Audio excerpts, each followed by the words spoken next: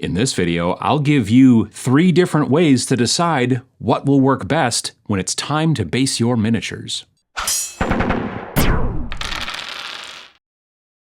Basing your miniatures, putting texture and color on the little platform that your models kind of stand on, right, is really what makes your miniatures finished in most people's eyes. For me, they're actually finished when I finally airbrush matte varnish all over the model, but some people don't like to do that step. They like to keep the model, as it was before the varnish or whatever, that kind of thing. So let's just say that basing is the finishing step. Also, you got to paint the rim too, There are tons and tons of videos out there, video tutorials about how to base your models, what textures to use, special effects, pigment powders, etc. Most of them are made by my good friend Vince Venturella. But they rarely say what colors and schemes to use for your models. Due to this analysis paralysis that many hobbyists have about their basing schemes, what colors should I use, what textures, you see a lot of pictures online of people's finished models that they're proud of and they're showing off, like on Reddit and such. But the bases don't have anything on them except, maybe some paint from the model that ran down onto the base. Usually they say, if asked in the post's comments, well, I'm going to do the basing later, and hopefully that's true. But usually they didn't do the basing because they couldn't make a choice that they liked. I'm a strong believer in putting the basing texture, onto your model's base before you even prime the model. I believe in this so strongly that I made a video about it years and years and years ago. Pachow. And it served me well over my painting career. But if you don't know what your bases are going to look like on any given project, then it's hard to put textures on them before you prime the model. So my plan in this video is to help you with that so that you don't have a hard time figuring out, what to do with the bases of the next models that you paint in the future. There are 3 main plans of attack that can serve your bases well on every single model that you paint from now on. One of the basing formats I'm going to talk about of these 3 choices, I use all the time. One of them I use a little bit from time to time, and then there's one I use almost never. But that's me, right? The format of basing that I rarely ever use of the 3 that I'm about to tell you about happens to be the type that I see used online all the time by all kinds of folks. So, your mileage may vary. Also, you don't have to pick just one of these formats and stick with it on all of your models going forward. You can, run different formats, when it makes sense to you with your models. All right, so let's start with my favorite basing format. And it's a format I don't see too many people use, but it really makes choosing what to do with your bases easy as you paint new models. Basically, the idea is this. I make all my sci-fi bases the same way on every project I do, for the most part, and all of my fantasy bases the same way, again, for the most part, because then later, once I've painted a whole bunch of different things, sci-fi, fantasy, whatever, using a specific format over here and a specific format over there, I can mix, let's say, my sci-fi models from different games or from different projects into a single squad, and their bases will all match. Same with the fantasy models. Now, I can't mix the sci-fi really with the fantasy models because their bases are so very different, but honestly, that's generally pretty fine with me. It may sound kind of boring keeping most of your basing the same within genres, sci-fi, fantasy, whatever, but it really helps if you're into miniature agnostic games because then you can grab a bunch of sci-fi or fantasy models from your collection and then, if you stay sci-fi or fantasy, you can mix them together to use in new miniatures agnostic rule sets, and they'll look like they were all supposed to be together initially because their bases match. Now, you may say, what do I care if the bases match? And that's fine if it's not something that you really notice or care about, but I notice it and I care about it, and this is the way that I prefer to base my models. And it's easy too. For this format, I find it better to keep the bases simple. Write down your recipe and keep it in your phone or someplace safe so you can always go back and refer to it later. Here's a quick example of my favorite bases for my sci-fi models. I always want my sci-fi models to look like they were standing on asphalt or something, like that, maybe concrete or whatever, and that there's like just a little bit of rubble on the ground. Like they're in a parking lot or a street and a building blew up like nearby, but they're not directly in the rubble. They're not standing in the ruined building themselves, but there's still some sort of, smaller chunks nearby on the ground.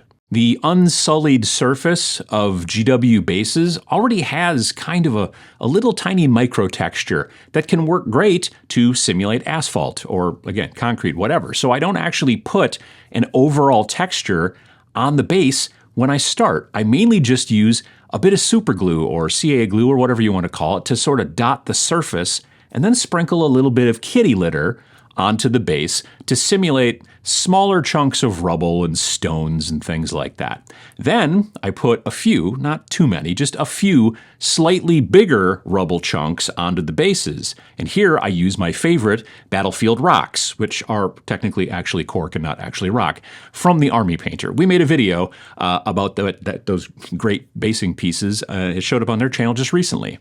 But ciao. Then, of course, I prime the model and the base, and then I paint the model. And then when I'm done with that, it's now time to paint the base.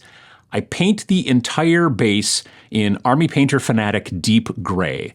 After that is totally dry, and you want it to be totally dry, I then wash the entire base in Army Painter Dark Tone Wash, and I put it on pretty heavy generally.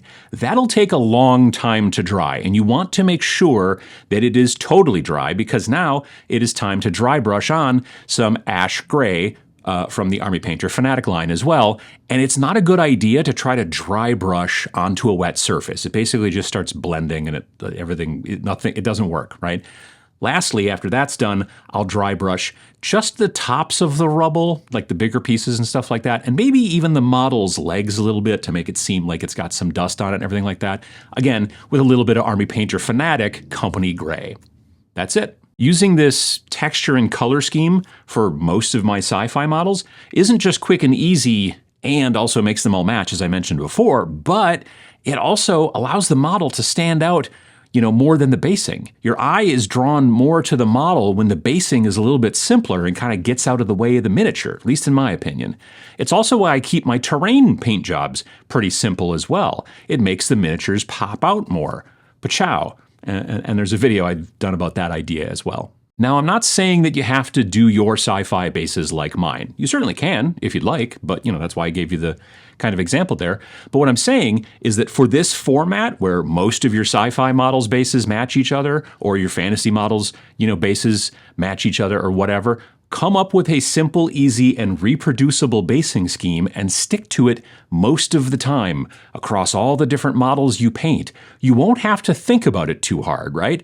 As you'll have done this probably many, many, many times previously, and you'll get, again, the added benefit of all your fantasy minis, bases matching your other fantasy minis or whatever, if you like that kind of thing. The other basing format that I use from time to time is to make the basing match the color of the gaming surface that you'll be playing on. Now, this is impossible if you're a tournament player or if you play at the local store a lot or travel around or whatever, I suppose. You'll be playing on different surfaces all the time if you do that. However, if you're mostly going to be playing at home or just with friends, then this can actually work out really well for certain games. Out of all my painted models, I can really only think of pretty much 2 sets that I've done this with in the past.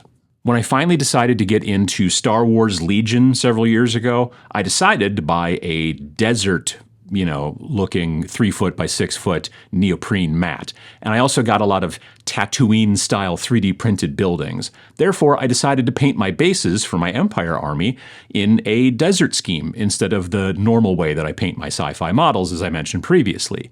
In general, I figured I'd be playing at home a lot, so I felt that matching the bases to the mat and to the terrain made a lot of sense. If I play on someone else's board, then, the bases will look a little weird, but mostly I'll be on the right color at home. I basically did the same thing with Steel Rift. I decided to make the bases match the mat that I had bought to play on, which is a 3-foot by 3-foot mat.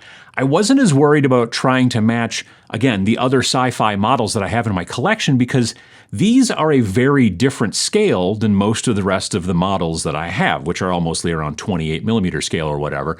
So I didn't think I'd be trying to mix and match these Steel Rift models, in the future too much with my other sci-fi models.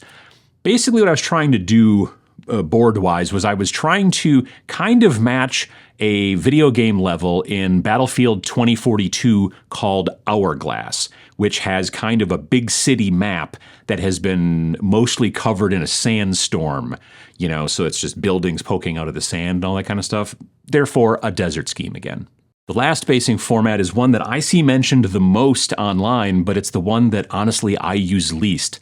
As a matter of fact, I could only find one set of models I used it on, and this was probably more than a decade ago.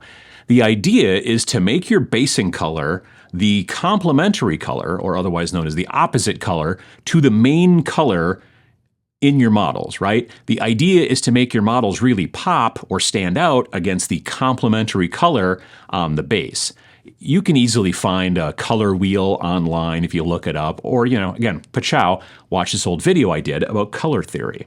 If your Space Marine is blue, like my custom chapter guys here from like 10 some plus years ago, then make your bases orange, or maybe kind of orangish, right? To make the blue pop. If the power armor was orange, then you'd want to make the bases kind of blue. This works great on sci-fi models because alien planets can be whatever color you want if you believe in yourself, but it can be a bit harder to pull off in fantasy or like specifically historical games, I feel.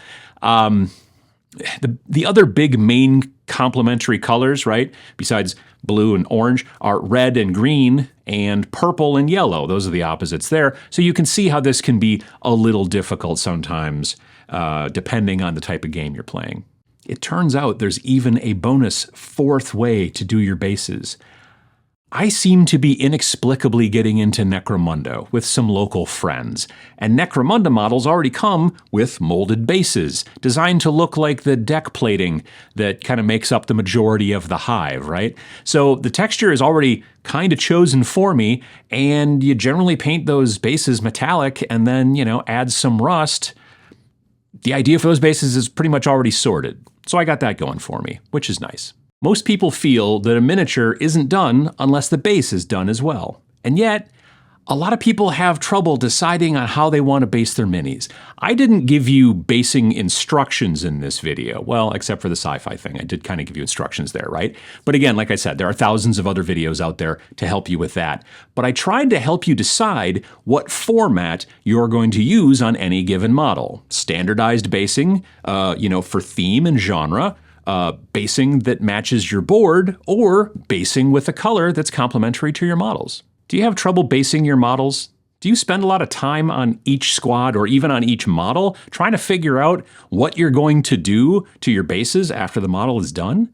Do you paint your bases separately, like, keep the model on a piece of cork and all that kind of stuff? Or do you just use those clear acrylic bases that are out there and just glue the model to that and then not have to think about it? Let me know down in the comments below.